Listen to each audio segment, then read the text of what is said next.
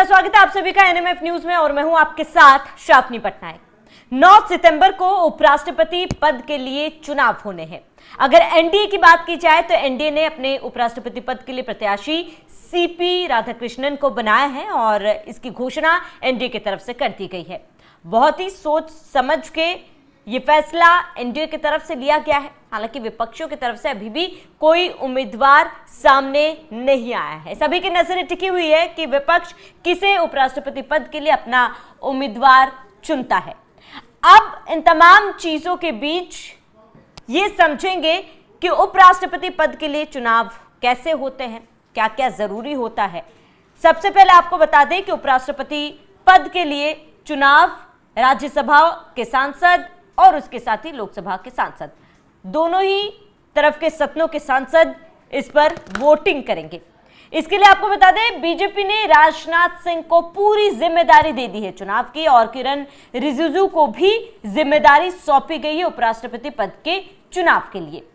अब टेक्निकली बात की जाए तो एनडीए के पास बहुमत है, जैसे कि आम चुनावों में होता है। 50% से ज्यादा वोट्स होने चाहिए किसी भी एक पार्टी या फिर एक पक्ष को जीतने के लिए, और वही चीज उपराष्ट्रपति पद के चुनाव के लिए भी जरूरी है। अब एनडीए के पास कुल मिलाकर सीटें जो है वो ज्यादा है, लेकिन उसके बावजूद भी एनडीए विपक्ष के पास उनके समर्थन के लिए जा रहा है। यानी कि राजनाथ सिंह अपने कैंडिडेट के लिए विपक्ष के पास समर्थन मांगने के लिए जा रहे हैं और ये जिम्मेदारी भी एनडीए की तरफ से राजनाथ सिंह को दी गई है। अब ये समझेंगे कि अगर बहुमत एनडीए के पास है या फिर किसी एक पार्टी के पास है तो उसे समर्थन की क्या जरूरत पड़ेगी। बहुमत है तो जाहिर सी बात है उनके कैंडिडेट्स ही जीतेंगे, निर्विरोध जीतेंगे। लेकिन तो क्यों आखिर कांग्रेस से समर्थन की जरूरत है, उसको समझेंगे। कांग्रेस हो या फिर तमाम विपक्षियों का समर्थन एनडीए को क्यों चाहिए, भले ही उनके पास बहुमत है, उसको समझेंगे। लेकिन उससे पहले क्या समीकरण है वो आपको ग्राफिक्स के जरिए समझाते हैं। तो सबसे पहले उपराष्ट्रपति चुनाव का नंबर गेम समझते हैं। उपराष्ट्रपति का चुनाव संसद के दोनों सदनों यानी लोकसभा राज्यसभा के सांसद मिलकर करते हैं। अब कुल वोटर लगभग 790 सांसद होते हैं, 543 लोकसभा के, 245 राज्यसभा के। ऐसे में कुछ सीटें खाली भी रहती है और इसके साथ ही एनडीए के पास 427 सदस्यों का समर्थन है। जीत के लिए साधारण बहुमत 50% से अधिक वोट चाहिए होता है और ऐसे में आपको बता दें कि बीजेपी के पास 427 सीटों से अधिक नंबर है।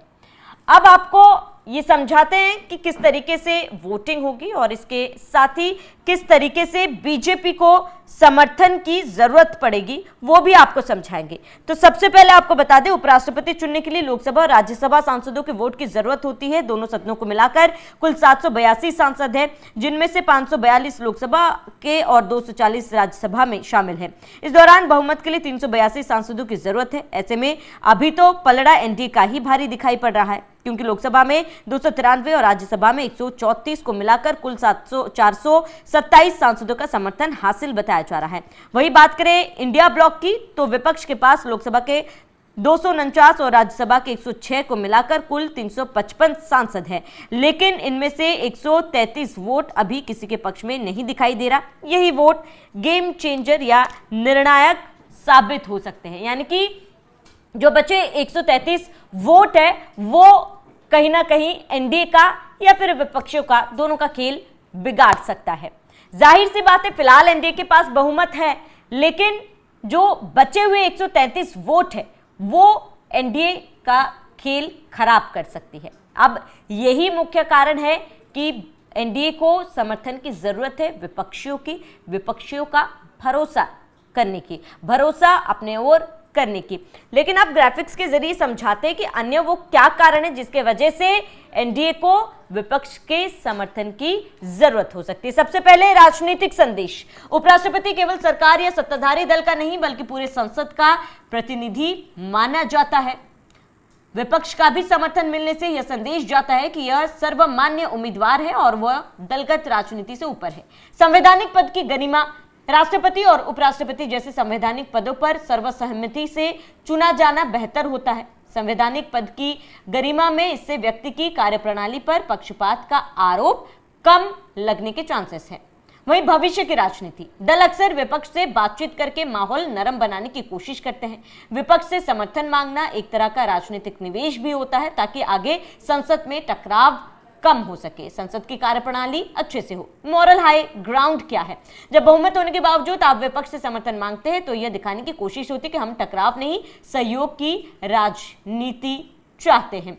तो ये तमाम वो कारण है जिसके वजह से कांग्रेस या फिर अन्य विपक्षी पार्टियों से एनडीए समर्थन मांग रही है। चाहे ये भविष्य की तस्वीर कह ले, राजनीतिक कारण कह ले, या फिर एक अच्छी छवि बनाने की कोशिश के बारे में बात कर ले, तो ये मुख्य कारण है जिसके वजह से आप जो है समर्थन एनडीए मांगने की कोशिश करेगी विपक्षियों से, और ये काम राजनाथ सिंह करेंगे। एनडीए ने इसको लेकर राजनाथ सिंह को जिम्मेदारी दी है। राजनाथ सिंह आपको बता दें कि कांग्रेस चीफ मल्लिकार्जुन खड़गे से उन्होंने बात भी की है, समर्थन मांग भी चुके हैं, लेकिन विपक्षी क्या इसका समर्थन करेंगे?